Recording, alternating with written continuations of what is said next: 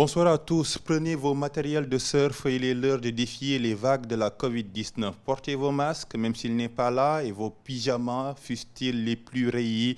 En tout cas, tous les moyens sont bons pour échapper à la Covid-19. Avec nous, un docteur qui connaît les 1001 visages du virus. Il a lutté, il a pleuré, il s'est résigné, mais il a tenu bon. Sur les vagues de la Covid-19, le livre de docteur Abdoulaye Bousso, témoignage sur un épisode sans précédent pour le monde. C'est l'invité de votre émission Belle Ligne, docteur Abdoulaye Bousso. Bonsoir et bienvenue. Bonsoir, M. Sarr. C'est un plaisir. Plaisir partagé, merci pour l'invitation. Je vais faire comme vous, on se rappelle. Communiqué 2037 du 9 avril 2023, 88 984 cas déclarés positifs, 1968 décès. Le dernier bulletin disponible au ministère de la Santé et de l'Action sociale. Est-ce qu'on peut dire, docteur Abdoulaye Bousso, qu'on l'a échappé belle? Oui, on peut dire qu'on l'a échappé belle. Si on vraiment regarde l'évolution de cette maladie, de la manière dont ça a débuté dans les autres pays, en Europe, aux États-Unis, et comment elle est entrée dans notre pays. Et aujourd'hui, la phase d'endémicité dans laquelle nous sommes, oui, je pense que nous sommes passés par plusieurs phases et je pense qu'aujourd'hui, on est en train de revenir à la normale. On dit que l'opinion sénégalaise n'a pas de mémoire. Pourquoi vouloir témoigner sur cet épisode en prenant votre plume, même si au début, ce n'était pas une sinécure? C'est important. Je pense que vous faites bien de le dire. Hein. On a une amnésie très, très précoce dans nos pays. On oublie. Je pense que, je dis souvent, c'est vrai qu'il y en a qui ne peuvent pas oublier parce qu'ils sont marqués à travers des événements peut-être douloureux dus à la Covid. Mais pour la plupart des autres personnes qui ont peut-être été malades en passant et qui n'ont eu pas en tout cas, aucun décès ou de fait difficile dans la famille, les gens ont oublié. Ils reprennent leurs habitudes. Et moi, je pense qu'il est important. Déjà, je voulais partager le vécu un peu de cette riposte en interne, mais surtout aussi susciter une discussion, une réflexion. Parce que c'est vrai qu'on dit que le Sénégal s'est bien débrouillé. Je pense que nous avons, globalement, bien travaillé ensemble avec tous les secteurs. Mais je pense que tout n'était pas... il y a des choses à améliorer. Et nous devons, à mon avis, tirer des leçons pour permettre aux autres générations. Parce que ces événements de santé publique, il y a de fortes chances que ça survienne.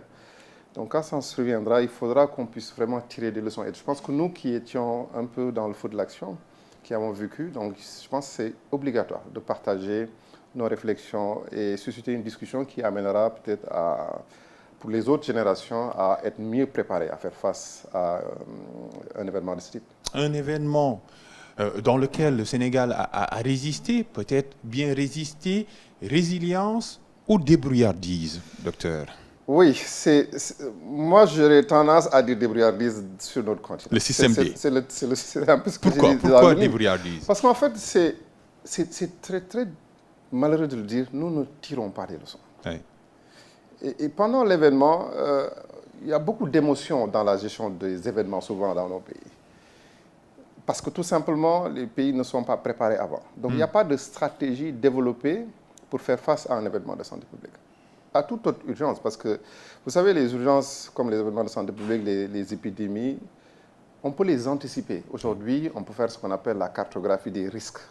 Et c'est quelque chose qui existe. Je dis souvent, je me désole quand je vois chaque année la cartographie des maladies sur le continent africain. C'est les mêmes cartes, c'est les mêmes maladies, c'est les mêmes événements. Et pourtant, on est toujours surpris de les voir arriver. Donc ça veut dire que nous pouvons anticiper.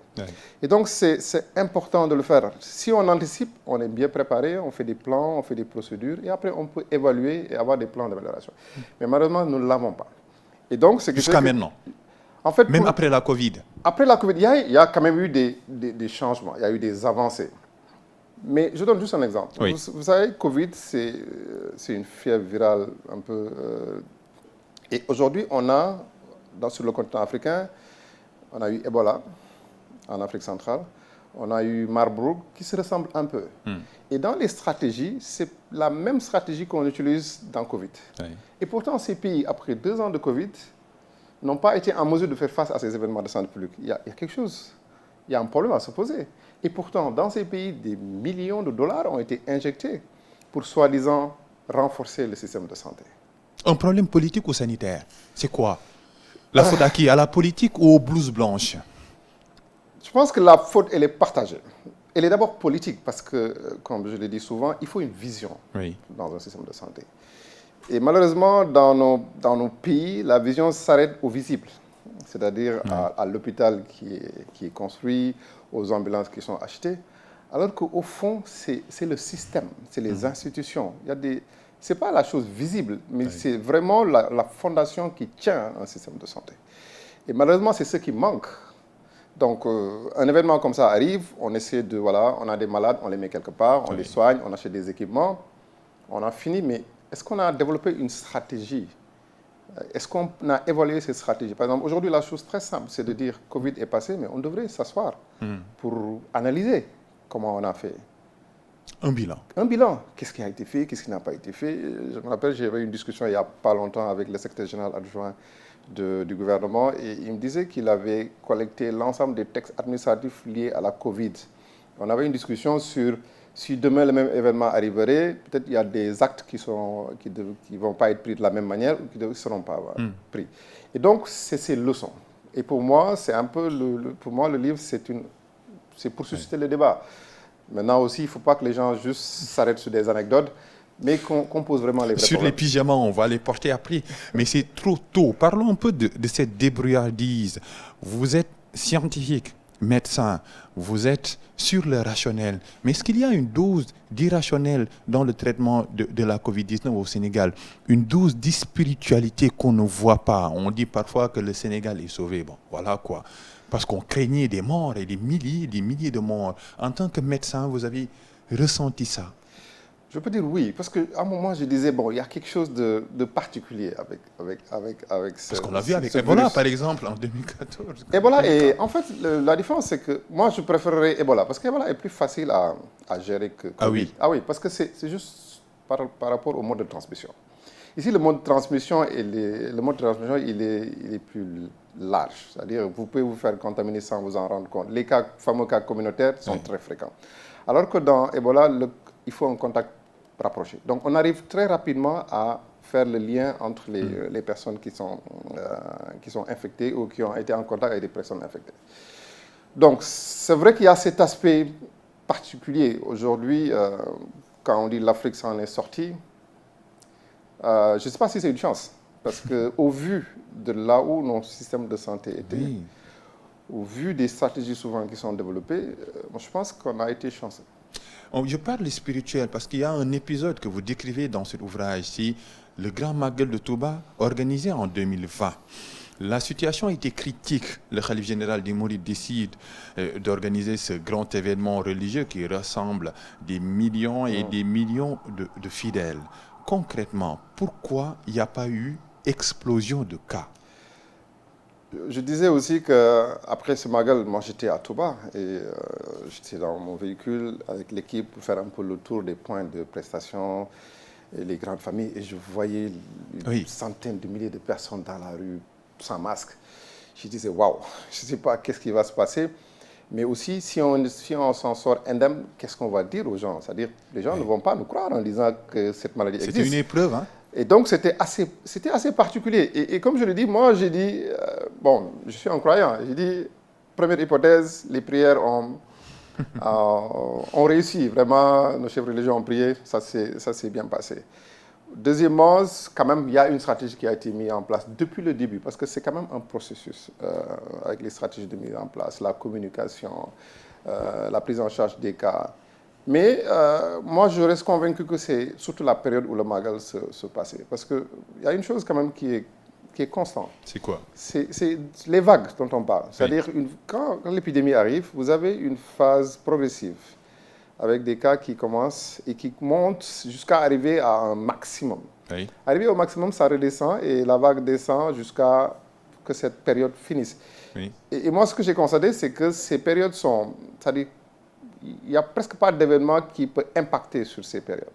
À chaque fois que la vague monte, elle monte irrémédiablement. C'est-à-dire aucune action ne permet de limiter. Et nous, on l'a vu, quand les cas commençaient à augmenter, mais c'était exponentiel. Mais quand les cas commençaient aussi à descendre, c'est pareil. C'est-à-dire, ça descendait sans difficulté. Et ce que je constatais aussi, en tout cas pour les 2 Magal qui étaient en pleine phase d'épidémie, c'était dans la phase descendante. Et donc, dans cette phase descendante, effectivement, on a vu qu'il n'y a pas eu de rebond. Donc, je pense que ça a été... il faudra peut-être sur le plan scientifique l'analyser, c'est extrêmement complexe. Même si aussi certains avaient dit que certains événements qui se passaient à ciel ouvert avaient moins d'impact, en tout cas dans la cross-transmission. Maintenant, moi je reste conscient que, en tout cas pour moi, c'est la période où le Magal, en tout cas les 2 Magal se sont passés. Fallait-il alors, docteur, remettre en cause vos, j'ai mis entre guillemets, certitudes, vous n'aimez pas le mot, le virus également n'aime pas le mot. À cette époque, vous aviez adopté une politique de fermeture, fermeture radicale. Après le Magal, fallait-il remettre en cause vos méthodes pour lutter contre le virus, c'est-à-dire ouvrir? Non, on ne pouvait pas. Parce qu'en fait, la stratégie, c'est comme ça qu'on fonctionne dans la santé publique, dans les maladies hautement transmissibles. Il faut essayer de réduire au maximum les contacts.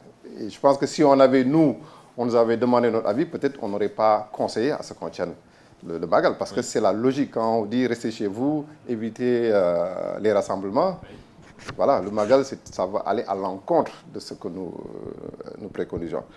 Maintenant, comme je dis, on était dans une phase descendante. Le Magal n'a pas créé de rebond. Donc ça veut dire que aussi les stratégies qui avaient été mises en place continuaient à être efficaces. Donc il fallait les garder. Mais quand même, si vous voyez, dans la Covid, notre stratégie a été dynamique. C'est-à-dire nous avons évolué en fonction des connaissances scientifiques et en fonction aussi du contexte local. Je donne l'exemple de la gestion des décès, par exemple. La manière dont on a géré les décès au départ, ça n'a pas été la même après 1 an, 2 ans. Parce qu'effectivement, comme je dis, il y a le principe de précaution. C'est une nouvelle maladie qui arrive, on ne connaît pas le degré de transmission, la dangerosité. Il fallait appliquer les méthodes fortes. Et c'est les mêmes méthodes qu'on appliquait dans Ebola. Mais par la suite, quand on a eu une meilleure connaissance de la transmission par rapport au corps sans vie, on a pu relâcher et permettre aux familles de pouvoir avoir accès au début, aviez-vous peur? Oui. La peur avait-elle pris le dessus sur... Je pense qu'on avait tous peur, en fait, mais on n'était pas dans la panique. Je pense qu'en tant que médecin, quand même, on est formé à pouvoir faire face. Moi, je suis orthopédiste traumatologue, donc j'ai été dans des théâtres d'opération avec Médecins sans frontières, de situations de guerre civile ou d'événements naturels, des tremblements de terre en Haïti, par exemple.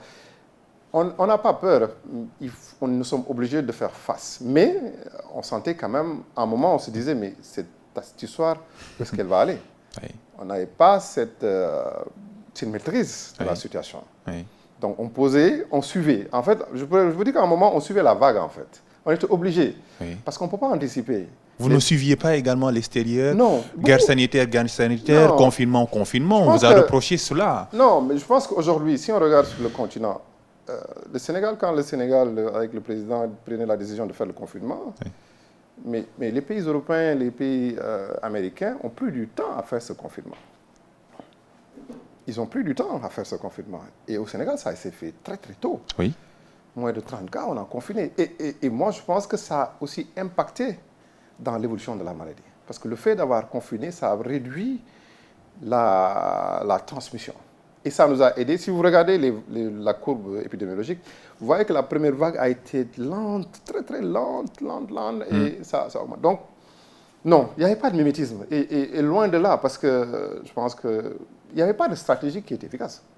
Quand on voyait au niveau de la France, de l'Italie, de l'Espagne, des États-Unis, donc il n'y avait pas de stratégie. Donc on ne pouvait pas imiter des gens sur une stratégie dont on ne connaissait pas les résultats. Donc effectivement, nous partions sur les connaissances scientifiques, mais également notre contexte, parce que nous avions quand même un contexte qui était particulier. Quand on parlait, par exemple, de confinement, moi, j'étais de ceux qui disent, mais on ne peut pas confiner, c'est pas possible. Il y a des médecins qui disaient cela. Mais ça n'avait pas de... Et des économistes également. Vous savez, nous sommes médecins. En tant que médecin, je peux dire, effectivement, j'ai envie qu'on confine tout le monde, parce que en termes de stratégie, ça me va. C'est-à-dire, si personne ne circule, ça me permet de limiter la circulation du virus. Mais aussi, quand même, il y a un contexte. Oui. Le contexte, c'est que dans ce pays, l'informel, et je pense que c'est la majorité des populations. Donc, vous allez faire un confinement, mais vous créez un autre problème qui va être pire. Donc, et c'est cette flexibilité qu'il faut qu'on ait. Et on l'a vu, les conséquences, les populations se sont levées pour dire non. Sentez-vous un peu une patte sanitaire dans les événements du mois de mars 2021? Oui, un peu, peut-être. Je pense que c'était un moment où quand même il y avait, les gens étaient enfermés, ça commençait à être difficile. Je pense que sur le plan économique, ça a été difficile pour beaucoup de personnes. Beaucoup d'entreprises qui sont fermées, des emplois donc forcément, perdus. moi je pense qu'on peut pas l'éliminer. Oui, forcément, à un moment, je peux dire que les gens en ont eu un peu marre de ce qu'on... Après tout, le rapport de la Cour des comptes sort. On voit des malversations. Hein? C'est un peu de l'euphémisme vu la description. Et qui vous surprit? Ou c'était logique, docteur? Moi, j'étais surpris. J'étais surpris. Et je pense que, oui, j'étais surpris parce que, et je l'ai dit quelque part, je disais, attention, on est dans un contexte très, très particulier, un contexte très sensible. Où les gens, les populations, tout le monde a été touché par la Covid, certains dans leur chair. Et cette gestion, effectivement, les gens allaient regarder de plus près. Maintenant, moi, ce que j'ai voulu juste faire comprendre, c'est qu'il ne faut pas qu'on fasse au moins l'amalgame. Parce que dès qu'on parle de Covid, on parle du personnel de santé. Oui. Et dans le rapport de la Cour des comptes, si on voit un peu ce que la Cour des comptes a épinglé, ce n'est pas le secteur de la santé essentiellement. Il y a le ministère de la Santé. Il y a des choses dans le ministère de la Santé. Oui. Ça, je peux le dire. Mais je veux dire, quand même, la majorité des... En tout cas, dans le cadre d'ouverture d'informations judiciaires, c'est au niveau des autres secteurs. Oui. Maintenant, il y a des choses et des recommandations que la Cour des comptes a fait au ministère de la Santé et il faudra en tenir compte. Je pense qu'on était dans un contexte assez particulier et je l'ai dit, pour moi, il y a des stratégies qui ont été adoptées, pour moi, qui n'étaient pas les bonnes. Vous sentiez cela à l'intérieur? Parce que c'était une cotisation nationale, je veux dire, le Fonds Force Covid-19. Vous en parlez dans cet ouvrage. Oui, mais parce que même nous, au niveau du centre, on avait des bonnes volontés qui venaient faire des donations. Donc c'était un effort national. Moi, par exemple, au niveau du centre, j'ai insisté sur la gestion des ressources. Et je disais à mon comptable, il faut ouvrir un compte spécifique à chaque montant reçu pour qu'on ait une traçabilité de tout, parce qu'on va rendre compte demain. Oui. On va rendre compte demain. Maintenant, comme je dis, les leçons doivent être tirées. Vraiment, les leçons doivent être tirées parce que on peut avoir le même événement, on peut être amené à mobiliser les mêmes montants et je suis sûr qu'il faudra éviter les mêmes erreurs. Il faut éviter ces erreurs comme celle des pyjamas. Ce sont les fameuses pages qui ont fait des rats de marée médiatique. Vous avez écrit un ouvrage, les pyjamas sortent. Hein? Les pyjamas rayés, vous décrivez ça comme c'est une sorte de bagnard en contenu. Qu'est-ce qui s'est passé, docteur? En fait, c'est vrai que c'est une anecdote que je racontais pour un peu mettre en avant, pour moi, des leçons que nous devons tirer de la manière dont des ressources peuvent être gérées. C'est-à-dire d'avoir un cadre concerté de gestion des ressources. Et malheureusement, et c'est le cas, moi, ces pyjamas, je les ai découverts comme ça. J'ai mon logicien qui me dit, docteur, on a des... Je dis quoi comme pyjama? Je viens, je vois les pyjamas lourds rayés. J'avoue que j'étais choqué. Et comme je l'ai dit, jusqu'à aujourd'hui, je n'ai pas demandé qui a commandé. Et je lui ai dit, bon, prends ce que tu peux prendre, mais n'encombre pas nos magasins avec ces lots, quoi. Parce que, et moi-même, je les ai injectés dans ces centres de traitement. Je suis allé vers les directeurs pour leur dire, est-ce que vous en voulez? Parce qu'on ne sait pas qu'est-ce qu'on en fait. Et aujourd'hui, au moment où je vous parle, il y a des dizaines de milliers de pyjamas dans les magasins. Et c'est de l'argent. Et c'est de l'argent. Maintenant, après, c'est juste de dire, c'est commande, l'opportunité de la commande. Et même si je n'ai pas cherché à savoir, mais aujourd'hui, j'aimerais bien savoir qui a commandé et qui a exprimé le besoin. Un jour, mon responsable logistique m'annonça qu'il avait reçu une dotation de pyjama commandée par le ministère de la Santé.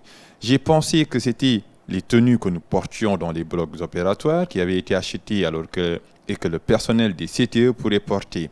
Dans notre jargon chirurgical, le pyjama est la tenue qui est portée sous la blouse stérile. Il me dit que non, que c'était de vrais pyjamas, vrais entre guillemets, qui avaient été achetés.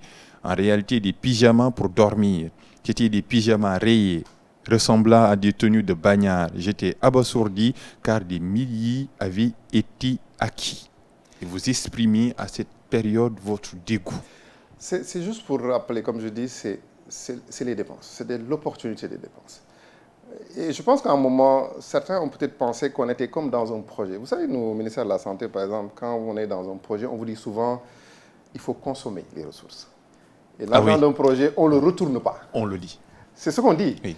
Et je pense que certains ont dû fonctionner comme ça. Et c'est pourquoi, pour moi, en soulevant ce point, c'est tirer une leçon. C'est l'argent du Sénégal. C'est-à-dire cet argent, même si on nous donne 60 milliards, nous ne sommes pas obligés de consommer les 60 milliards.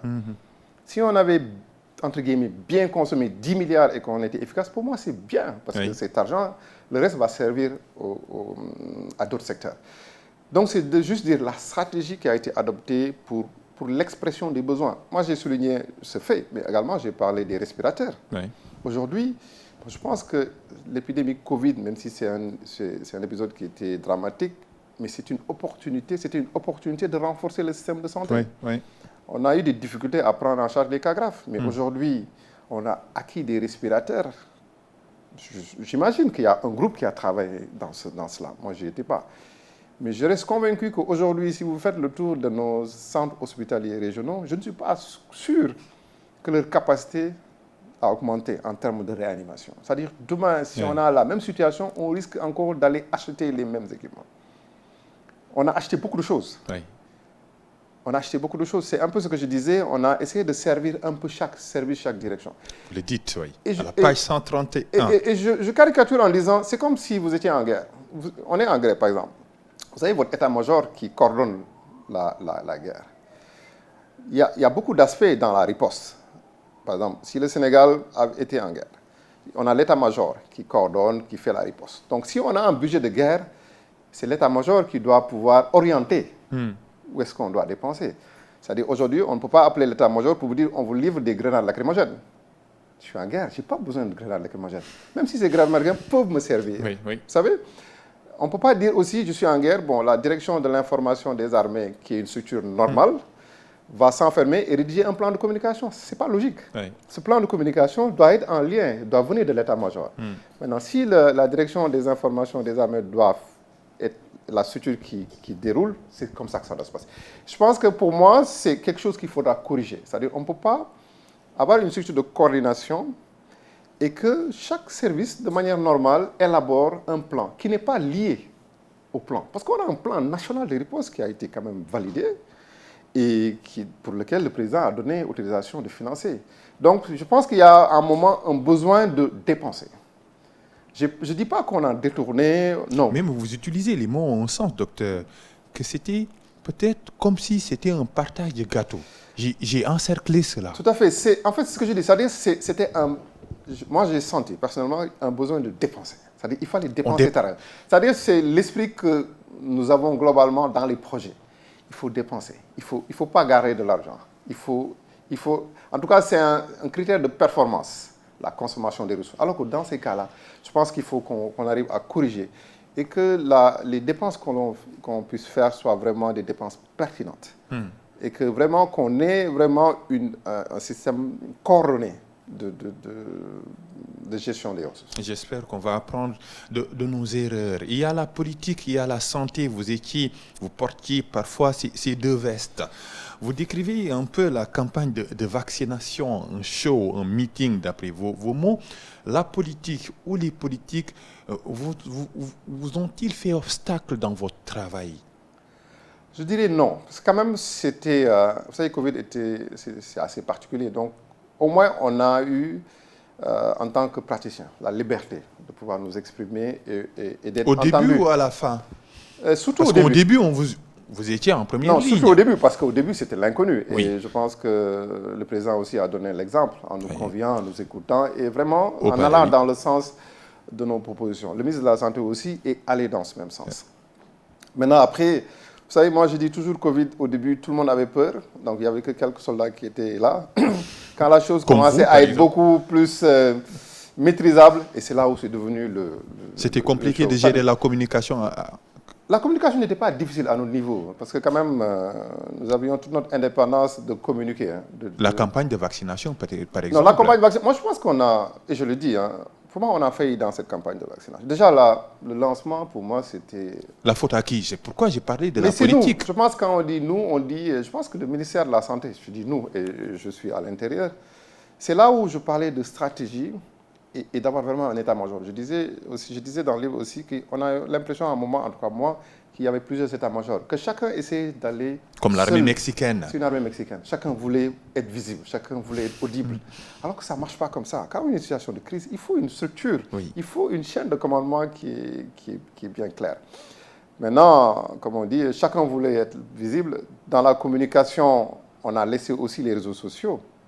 Parce qu'on n'a pas beaucoup... Pour moi, on a failli dans la communication, dans la vaccination.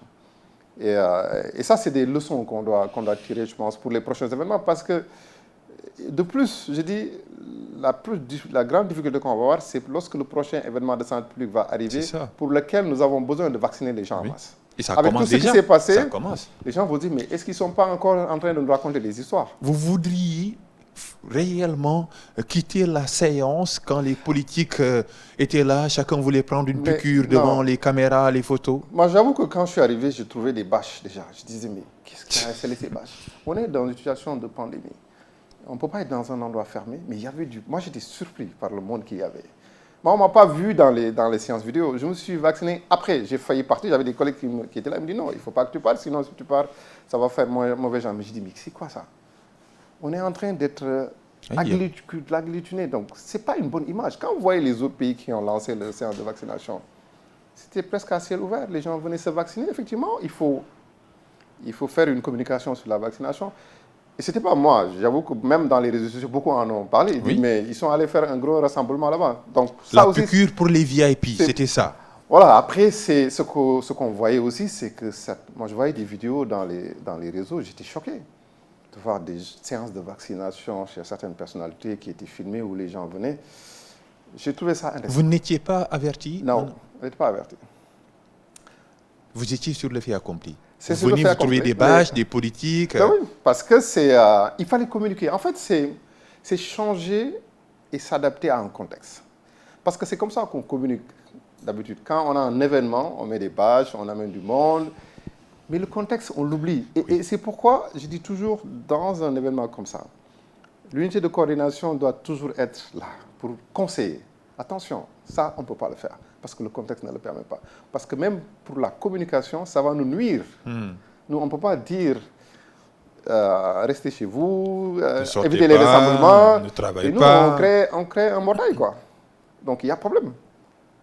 Et c'est là cette absence de cohérence. Mais je pense qu'à posteriori, les gens se sont rendus compte, et je suis sûr que demain, si un événement pareil survenait, je pense que la même chose ne sera pas. Mais il y a des conséquences, vous le dites, des conséquences sur le programme élargi de vaccination. On est journalistes, nos correspondants nous rapportent des séances de vaccination boycottées par des habitants qui sont dans les régions à cause de cette peur de prendre la piqûre. Les conséquences sont toujours perceptibles, docteur. Mais bien sûr, parce qu'aujourd'hui, vous savez, au Sénégal, nous avons une épidémie de rougeole qui dure depuis longtemps. Dans presque tous les pays africains, il y a une épidémie de rougeole parce que tout simplement, il n'y a pas eu ces campagnes de vaccination. Et je me rappelle, pendant la crise même, je discutais avec beaucoup de nos collègues de la vaccination en disant, mais il faut qu'on trouve des stratégies pour continuer la vaccination.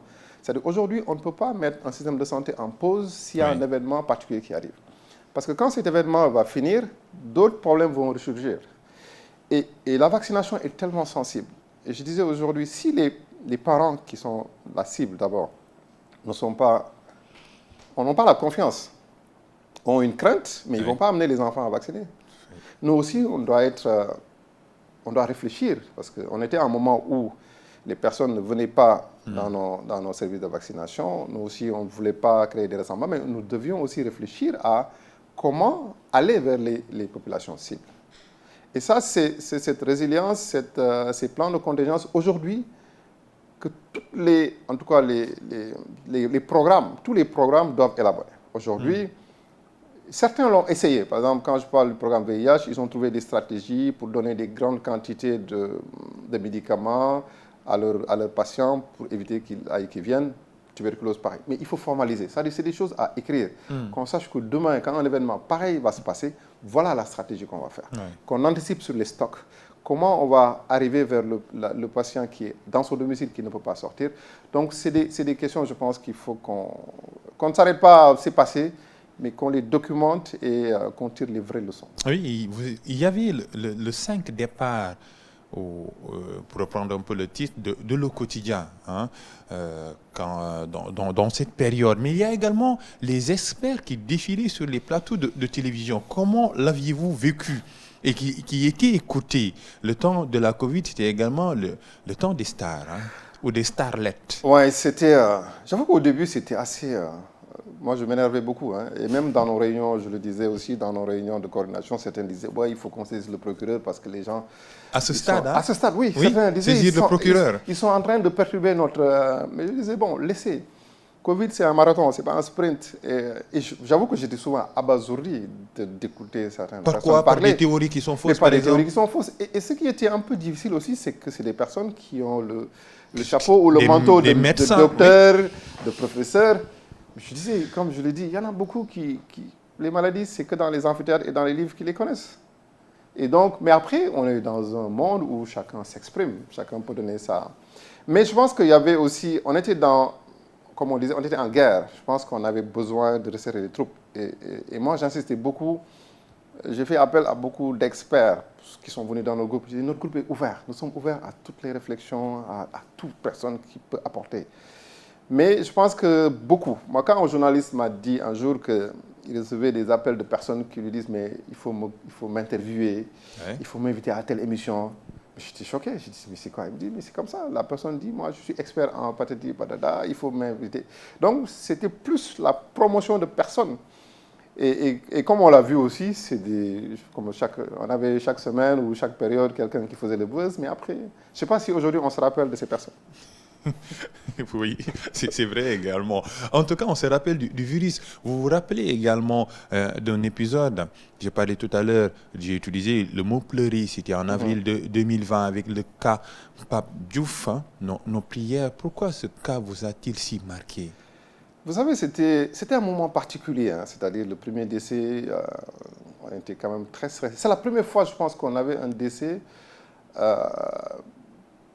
pour un patient jugé, en tout cas une maladie jugée grave, qu'il fallait qu'on prenne en compte.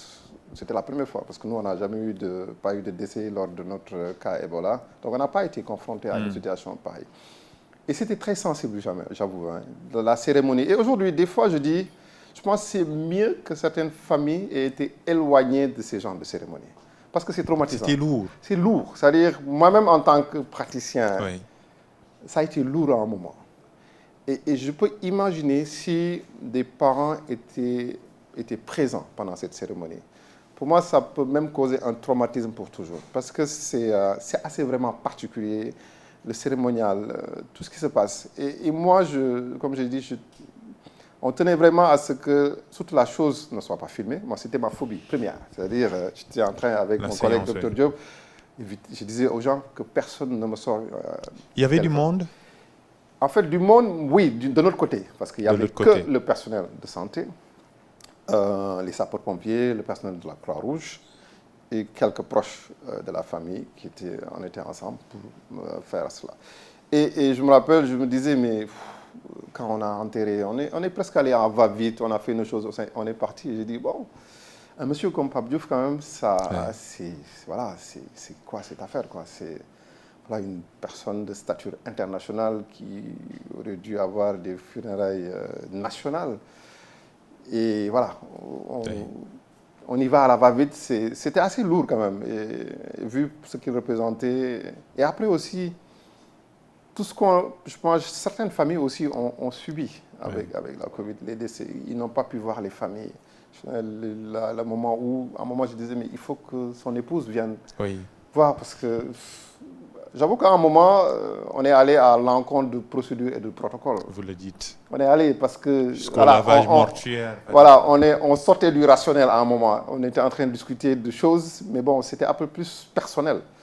Et bon, heureusement qu'il n'y a pas eu de conséquences, mais oui, c'était un moment assez particulier. Vraiment. Et vous aviez tout fait pour qu'il y ait une sépulture digne de son nom. Oui, mais ça, c'était indispensable, c'était important, vraiment, de pouvoir l'accompagner dans la manière. Un peu les règles. Voilà, un peu les règles, on l'a fait. Et je pense que c'est ce qui a été fait pour, en tout cas, tous les décès Covid, le personnel, en tout cas, pour les parents qui sont beaucoup inquiétés. Certains ont dit, on ne sait pas comment nos parents sont décédés, parce que dès qu'on les a pris de chez eux, ils ne les ont plus revus.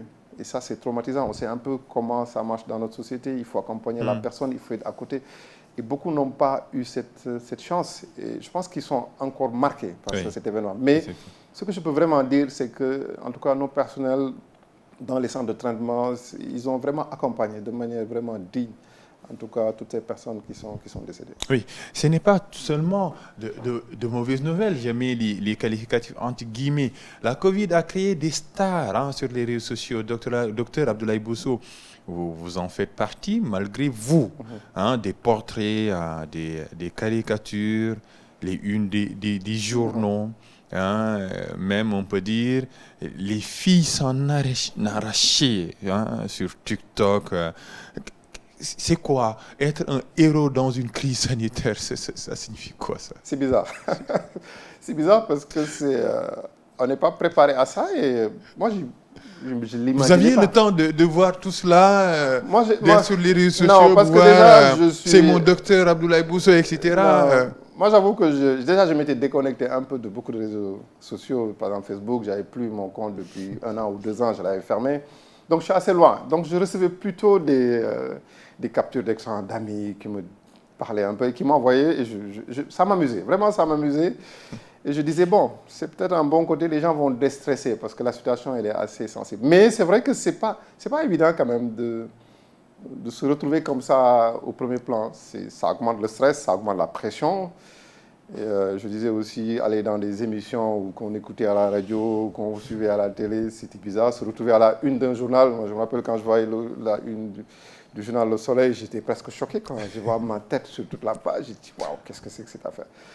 Donc, mais bon, on va dire grâce à Dieu que ce soit quand même sur du positif. Et, mais ça ne nous est pas monté sur la tête. Moi, je rends grâce à mes parents et voilà, de m'avoir éduqué de telle sorte que voilà, j'ai géré. Et à un moment, j'avoue que j'en avais aussi un peu marre et je suis sorti un peu de ça. Mais malheureusement, je vois que en écrivant le livre, je suis encore retombé dans la tourmente médiatique. En tout cas, vous aviez l'un des soldats a quitté le navire en pleine tempête. Beaucoup d'interprétations, 1001 interprétations. C'était quoi? C'était une frustration. Vous décrivez dans l'ouvrage, avec un pacte de fidélité avec l'auteur, que c'était prévu depuis. Et vous en parliez avec la ministre, la professeure Awa Marie Coll Seck. Oui, en fait, moi déjà, comme je dis, pour moi, chaque poste est une étape de carrière. Et j'avais décidé bien avant de quitter le centre, avant Covid, mais bon, comme je l'ai décrit, il y avait un moment, quelques difficultés, quelques tensions qui faisaient que je ne pouvais pas quitter. Parce que j'avais décidé qu'au moment où je quittais, il faut que la structure soit bien stabilisée et que, en tout cas, l'équipe qui continue le travail puisse être à l'aise. Et c'est vrai que dès 2020, dès la première vague, j'avais dit au ministre que je partais. Il n'était pas d'accord. Mais je lui ai dit, moi, franchement, je ne vois plus de postes qui m'intéressent au ministère. Je n'ai pas envie de continuer. Malheureusement, il y a eu une deuxième vague. J'ai dit, bon, je continue. La deuxième vague était terminée. Bon, je sentais aussi que dans la réponse, ça allait être difficile de continuer. Parce que, comme je disais, c'était vraiment maintenant, tout le monde voulait être au devant. Et ça commençait un peu à gêner. On a eu beaucoup de difficultés, beaucoup de conflits dans la coordination. Et pour moi, j'ai dit, voilà, je pense qu'avoir fait ce que j'ai eu à faire, et en partant aussi, pour moi, c'était Fallait-il attendre un peu? Parce qu'on a senti une brèche, côté communication, même chez les citoyens. Oui, mais je me dis, moi je dis que nul n'est indispensable. Moi, j'ai eu la chance d'avoir une merveilleuse équipe au centre des opérations d'urgence sanitaire. Ils ont continué le travail. Et je disais toujours, nul n'est indispensable. Et je suis convaincu de ça. Il faut qu'on mette en place des systèmes qui fonctionnent. Et là-bas, le système était en place. Ils ont pu continuer. Maintenant, après, dans la communication, moi, je n'étais pas seul à communiquer. Il y avait d'autres aussi personnes qui communiquaient. Donc, pour moi, le relais doit pouvoir être pris sans difficulté. Mais c'était un choix vraiment personnel de vraiment passer à autre chose. Difficile à cette époque? Pas difficile. Moi, je suis quelqu'un d'assez particulier. Quand je prends une décision, dès que je la prends, c'est fini. Je ne me retourne plus. Personne n'est indispensable, mais ce livre, oui, sur les vagues de la Covid-19, livre écrit par Dr Abdoulaye Bousso, publié par l'Harmattan Sénégal. En tout cas, merci pour ces témoignages. Merci pour cette émission. Merci à vous. Merci. Et je voudrais vraiment que, en tout cas, pour moi, le livre, c'est de susciter la discussion. Et j'insiste beaucoup sur les leçons apprises. Et sur le chapitre d'éviter l'éternel recommencement, pour moi, c'est un argument. Il faut qu'on puisse tirer des leçons, qu'on ne soit pas dans les anecdotes, dans la critique. Oui, mais posons les vraies questions, parce que ce n'est pas pour nous, mais c'est pour les prochaines générations. Et aussi, j'encouragerais vraiment aussi d'autres qui ont vécu, le ministre de la Santé, Diouf Sarr, mon collègue, le professeur Seydi, et d'autres. Bouba Diop a écrit sur la Covid. Les gens doivent écrire. Oui. Je pense qu'il faut qu'on le partage. Et moi, j'aurais vraiment aimé, peut-être qu'on se retrouve dans une séance où un débat va se faire. Et après, on va vraiment tirer des conclusions et permettre, en tout cas, aux prochaines générations, en tout cas, ou quand cette même situation va survenir, qu'on soit beaucoup plus à l'aise. En tout cas, merci pour cette émission. Merci également à la noblesse anodine, Moussa Fall, Serigne Saliou Dème, Abdoulaye Diouf également pour le montage. Vous ne les voyez pas, mais grâce à eux, cette émission est réalisée. Merci également à Afrotech, l'hôpital des esprits. C'est entrant, il n'y a que des œuvres africaines. Venez visiter cette bibliothèque. J'y arrive, c'est un magnifique entre, beaucoup d'ouvrages ici. C'est Cap Rue 10, c'est pas loin, c'est gratuit. Lire gratuitement, se documenter gratuitement. Merci également, chers téléspectateurs. Continuez de suivre les émissions sur ITV.